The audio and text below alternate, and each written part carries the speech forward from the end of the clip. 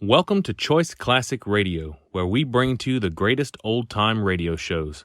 Like us on Facebook, subscribe to us on YouTube, and thank you for donating at choiceclassicradio.com. The Whistler.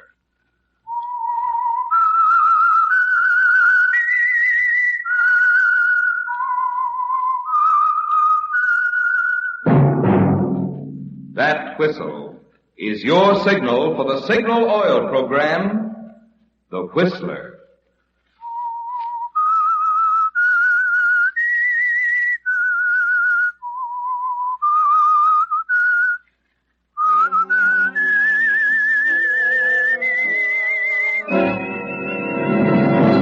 I am the Whistler, and I know many things, for I walk by night. I know many strange tales hidden in the hearts of men and women who have stepped into the shadows. Yes, I know the nameless terrors of which they dare not speak. Yes, friends, it's time for The Whistler. And remember, let every traffic signal remind you, with new Signal gasoline, you do go farther than ever. Look for the familiar big yellow and black circle sign that identifies those popular Signal service stations throughout the West from Canada to Mexico. And now the Whistler's strange story, Custom-Built Blonde.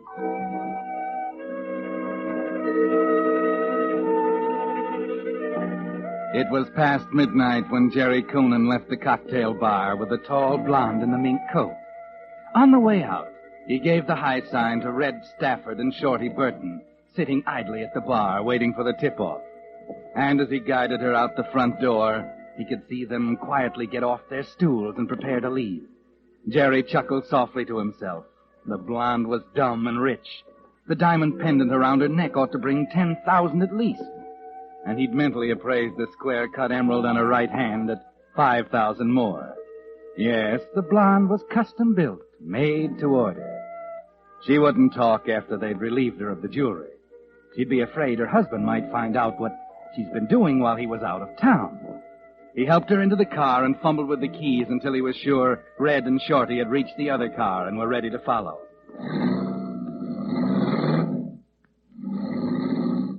The blonde, meanwhile, was having herself a great time. Oh, Jerry, I can't get over that character in the bar. Really, after all. I got a million of them. They come out of the cracks when I whistle. Oh, you're precious, darling. How'd I ever get along without you? Hey, you better be careful. You're liable to give me the fathead. Underneath it all, you know, I'm really a modest guy. Let's see. Oh, yeah. Here's where we turn. Oh, take it easy. Huh? Where are we going? Oh, the Black Cat. Isn't that where you want to go? Oh, yes, but... What's the matter, huh? Oh, I thought the Black Cat was back the other way. Oh, you're a little twisted, sweetheart. This is a shortcut. But, Jerry, are you sure? Of course I'm sure. Now, over to the left. Oh, look, back there. Do you suppose that other car's following us? Oh, no. Well, they just turned, too. Jerry, this is a blind alley. Gosh, I guess you're right. Must have made a mistake. They were following us. Take it easy, pal. Stay right where you are. Jerry's got a gun. Hey, wait a minute. Shut up. Stay right there. Okay. Come on, lady. Come on, Gabe. This is a stick-up. All right, mister, you asked for it. Put down that gun, you No, stupid... you don't. Give me that. Dumb little fool. Jerry. Red, did she... Yeah. The shoulder.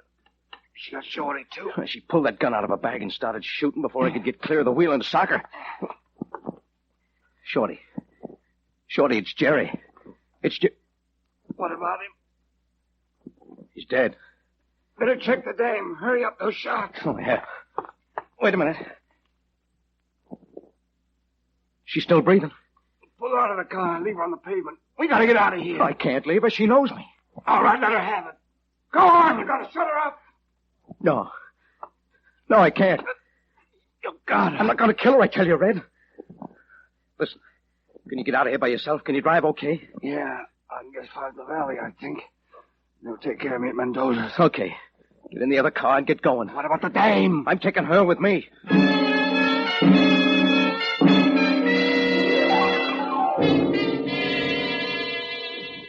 Yes, that's where you're a little different from the others, Jerry. The blonde is a problem, and Red had the easiest answer, but you can't kill. You've always known it, that you had the quickest, sharpest head of them all. But when the chips were down, you couldn't kill.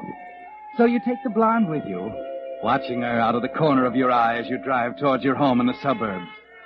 She lies back against the seat, relaxed as if she were sleeping, and there's an ugly gash on her forehead where you hit her.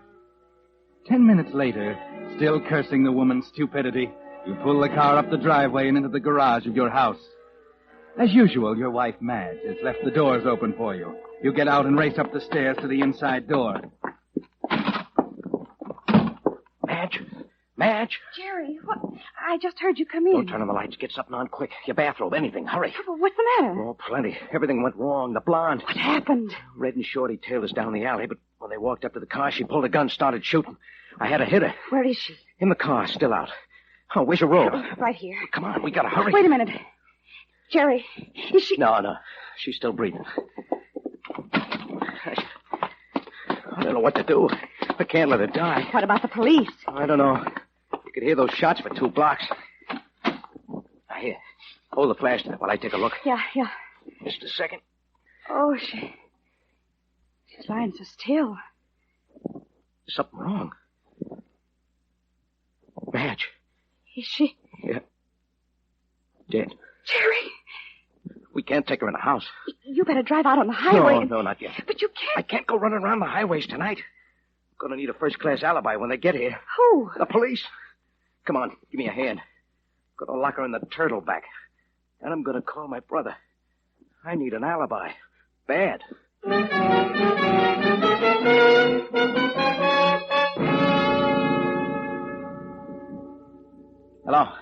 Hello, Jim. This is Jerry.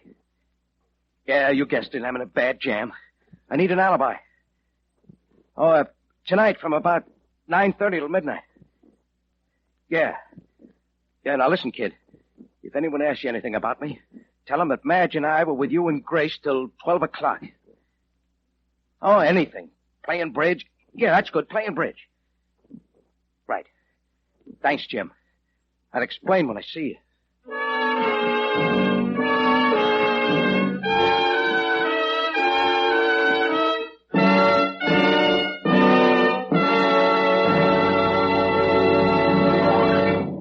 With the prologue of Custom Built Blonde, the Signal Oil Company brings you another strange tale by The Whistler. If you've been reading the new car ads, and who hasn't, you've no doubt noticed the emphasis is being put on increased mileage, 25 to 30 miles per gallon from some of the new models. But why do you suppose this is? Is it because folks today are more interested in making their dollars go farther? Well, partly. But even more so, they're interested in the increased engineering efficiency which makes that greater mileage possible. And right there, friends, you have the reason why Signal Oil Company is so proud of the fact that you now go farther than ever with new Signal gasoline. You see, Signal's improved mileage is the result of increased power. Amazing new power. The same power that gives new Signal gasoline quicker starting, faster pickup, and quieter, higher anti-knock. That's why we say, look to your speedometer for the real proof of gasoline quality. You'll find that the gasoline that gets peak performance from your motor is the same new gasoline that now helps you go farther than ever. New Signal gasoline. And now, back to the Whistler.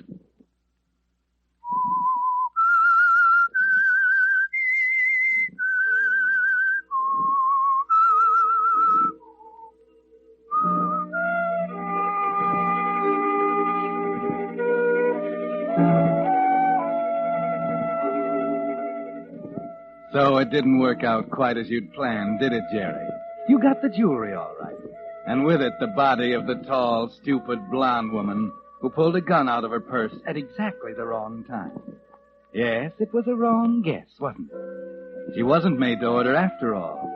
And now she's in a position to embarrass you with the police, should one of your good friends down at headquarters get too curious and pry into the turtleback of your coupe down in the garage. Yes, Jerry. You know the police are coming sooner or later. All you can do now is wait. and hope the alibi you arranged with your brother Jim will satisfy them. I tell you, I couldn't help it, Madge. When Red and Shorty stuck us up, she pulled that silly little pearl-handled .22 out of her bag and started shooting. I had to knock her out. Well, I don't want to say I told you so, baby. It's a good thing. You got sense. Oh? I can't think of a worse time for you to open your mouth than now. My big, strong, brilliant husband. Now, wait a minute. You wait a minute. Why don't you go down to headquarters right now? Huh? Sure, walk right in. Lock me up, fellas. I just killed the blonde. It was all an accident. Will you but shut up? I won't shut up. If I want to say I told you so, I'll say it, because I did. I told you 1,000 times you haven't got the right kind of a brain for this. But you knew it all, didn't you? No, you never get rattled. You always take time and think it out. So now we've got the blonde in the turtleback, and we sit here and wait for the boys to come around and pick you up. Let me handle it, will you? Why? Tell me that, Jerry. Why? That tin horn alibi. Do you think they'll fall for that? If you had any sense, you'd drive out on the highway somewhere I told right you I'm now. not driving out in any highways. She stays right here. Do you understand that? And if you don't like it, you can go, Madge. Yeah, that's the trouble. Huh? It's what it always comes to when we have an argument. I can go if I want to. But I never want to. Yeah, okay. What's that? Wait a minute. It's a police car. I knew it. 2 cops. One of them looks like Berg of homicide. Listen, get back into bed. Yeah. Hurry, let me handle this. All right, Jerry. You handle it.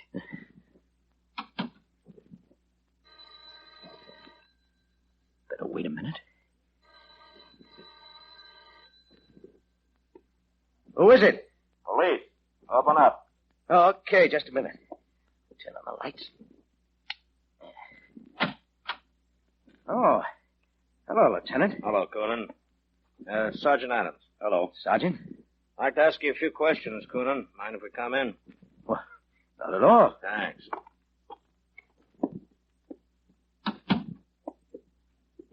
All right, nice little place you got here. Yeah, well, we like it. Sorry to disturb you so late. Oh, that's okay. I was just going to bed. Yeah, I was going to say you were up a little late tonight. Just get home? Yeah. Playing a little bridge over at my brother's place. Jerry, who is...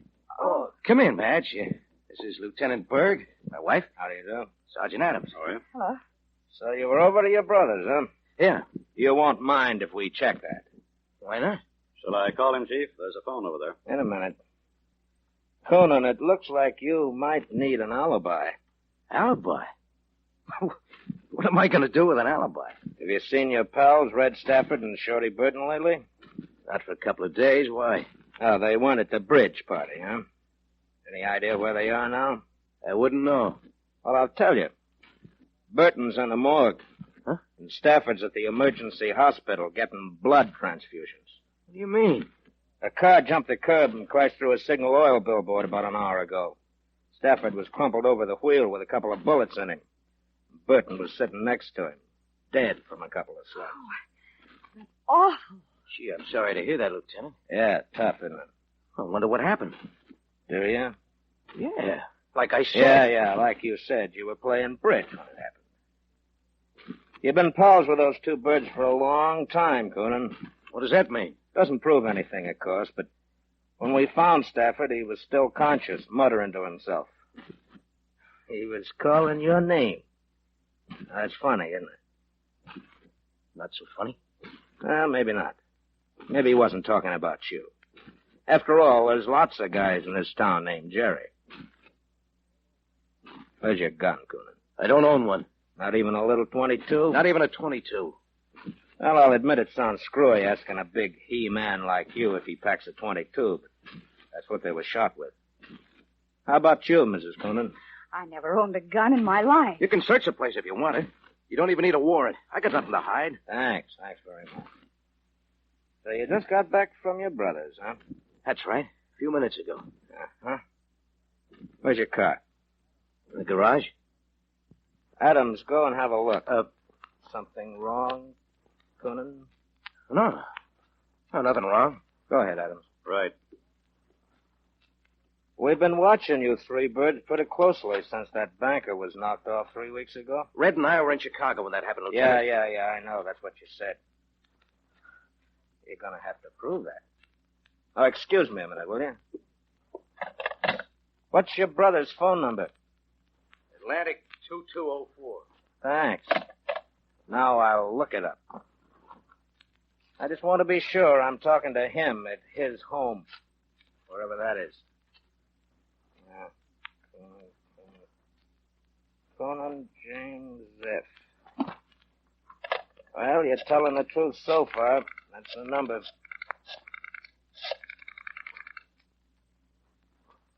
Hello? Mr. Conan? It's Lieutenant Berg of Homicide speaking. I'm calling you about your brother, Jerry. Have you seen him tonight? No, he's all right. There's nothing wrong. All I want to know is if you've seen him.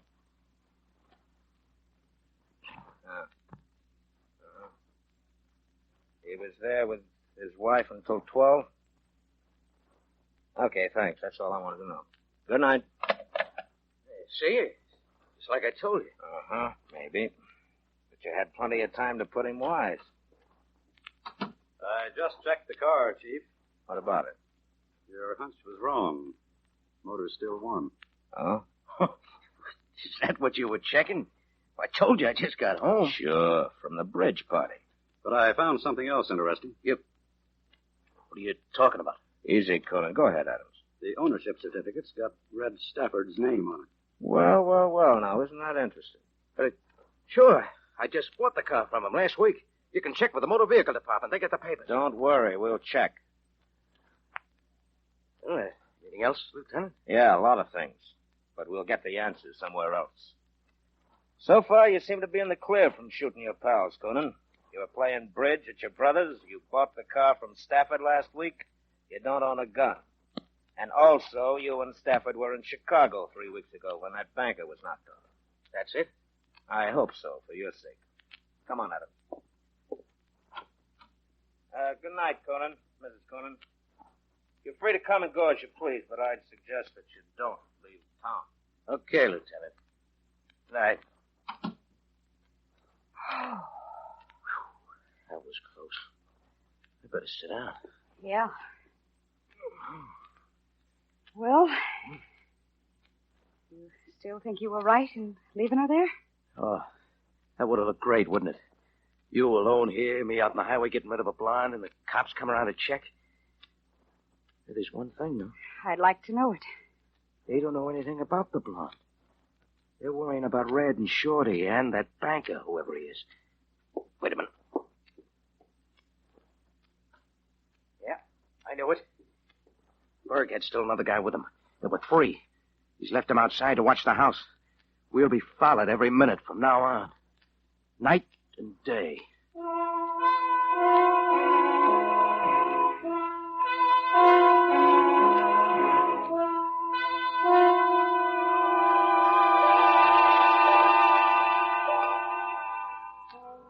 Yes, that's the rub, isn't it, Jerry? You got around one problem by coming directly home with a blonde in your car. But there's a tougher one now, isn't there? How can you get rid of her under the noses of the police, with a special officer following you night and day? You lie awake all night thinking about it. How, Jerry? How can you do it? Then at 10 o'clock the next morning it comes to you. I've got it, Madge. Joe Mendez. Who? He runs a repair garage, deals in hot cars on the side. He'll do anything for money. Sure. Yeah, if he can get another car just like mine. 39 green Chevrolet Deluxe Master Coupe. What are you talking about? Excuse me, honey. Got a phone call to make. Oh, don't make any plans for this afternoon, baby. We're going bye-bye. Don't be ridiculous, Jerry. You know we'll be followed. Sure we'll be followed. Our friend will follow us right downtown and into Joe Mendez's garage, where we're going to park the car while we go shopping. Then what? Then we let Joe take over. And like I said, baby, he'll do anything for money.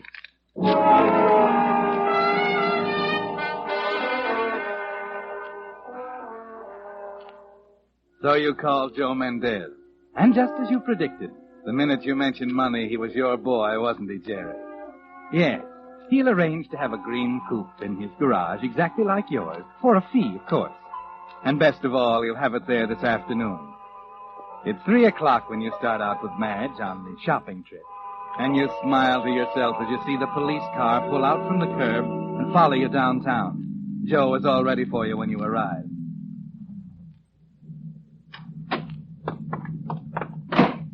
Yes, sir? My My name is Coonan. I called Mr. Mendez about having my car tuned up. Oh, yes, Mr. Coonan. I am Mendez. You can leave it here. I'll have one of the men park it for you. Can you have it ready in a couple of hours? Oh, I think so. Perhaps we better go into the office. I will write up the order. Oh, sure. Oh, Madge, Yeah, Jerry? stick around. I'll be right back.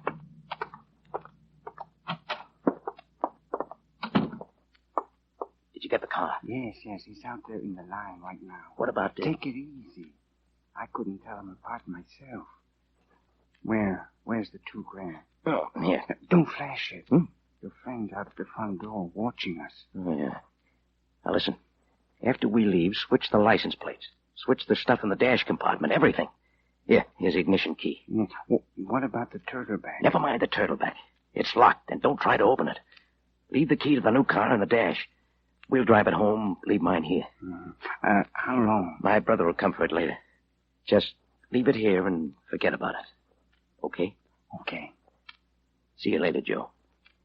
We're going to take our friend out there on a shopping tour.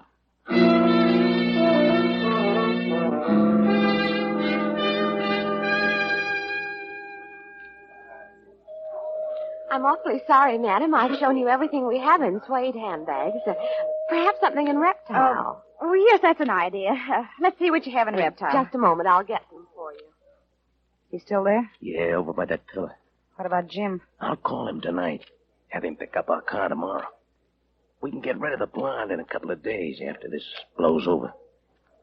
I got a hunch Lieutenant Berg will be around tonight to really give us the once-over again. Oh, yeah. This seems to be the only thing we have in reptile. Would you like to look at it? Oh, yes, I'll look at it.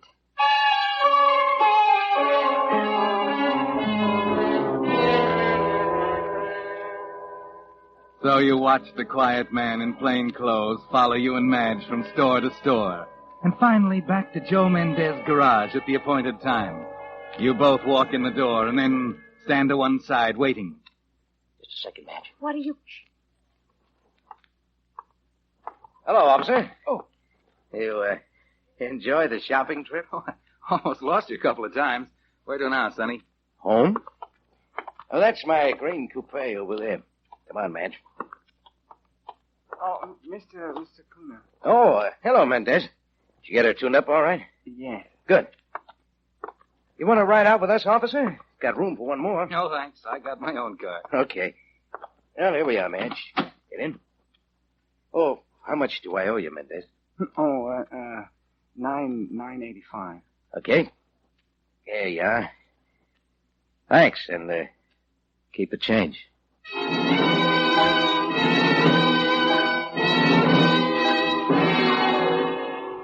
Well, Jerry, you're out of the woods now.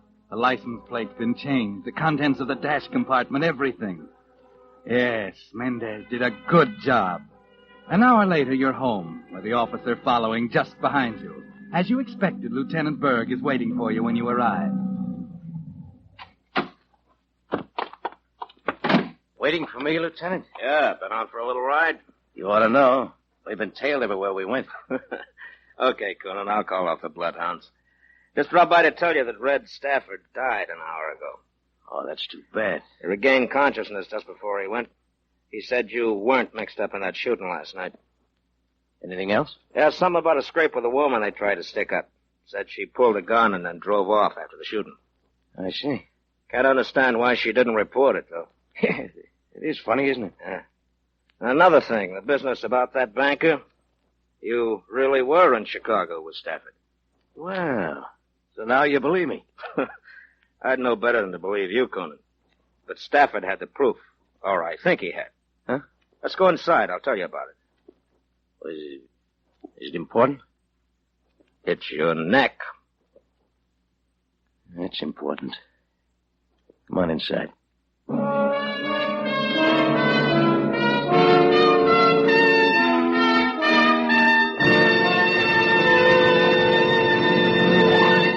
The Whistler will return in just a moment with the strange ending of tonight's story. Meantime, with reconversion still much in the spotlight, here are some facts I think you'll be interested in. You know, of course, the vital role that independent businessmen played in the building of America. And you know that today more and more men are expressing a desire to get into business for themselves. But did you know that our sponsor, Signal Oil Company, has for over 15 years sold its products only through independent businessmen, substantial, responsible men, who are so earnest about their business of serving the motoring public that they're willing to invest their own money in it.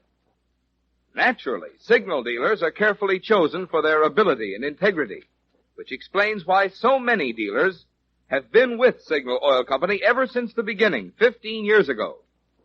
So you see, there's a good reason why you find more conscientious, experienced men operating signal stations, and why signal dealers, with an incentive to build their own business, naturally give your car more thorough service that does help it run better and last longer.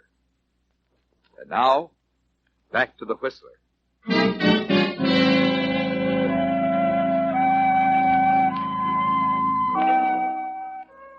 Well, you're pretty proud of yourself, aren't you, Jerry? Joe Mendez was a real inspiration.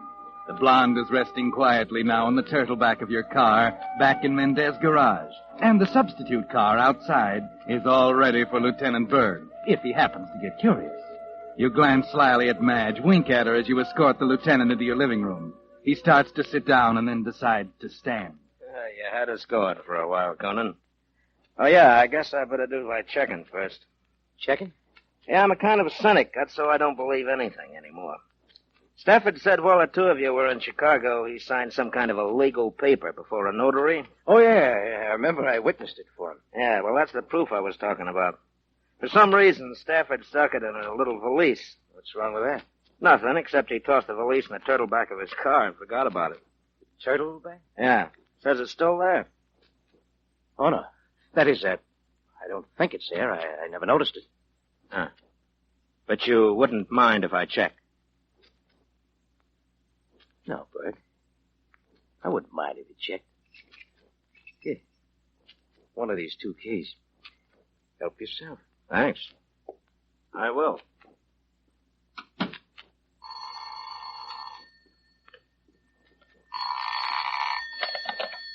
Hello? Jerry, this is Joe Mendez. Listen, I can't talk now. Call But me this is later. important. It'll keep. I got things to do. But listen, I'm trying to tell you. There was a cop hanging around the place all the time you were shopping. I didn't get a chance to change the license plates. Wait a minute. What are you getting at? I'm saying I didn't make the switch. You still got your own car.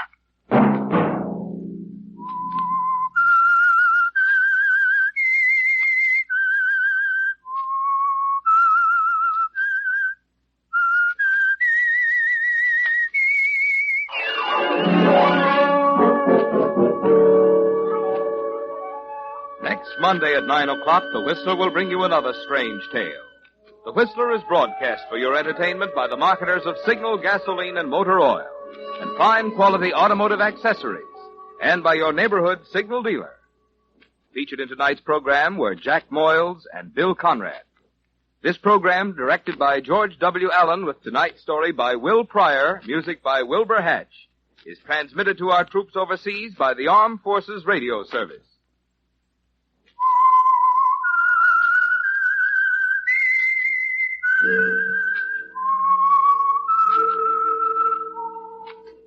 That whistle is your signal for the Signal Oil program, The Whistler. This is Marvin Miller speaking, reminding you to look for those familiar yellow and black circle signs that identify those popular Signal Oil stations throughout the West from Canada to Mexico. This is CBS, the Columbia Broadcasting System.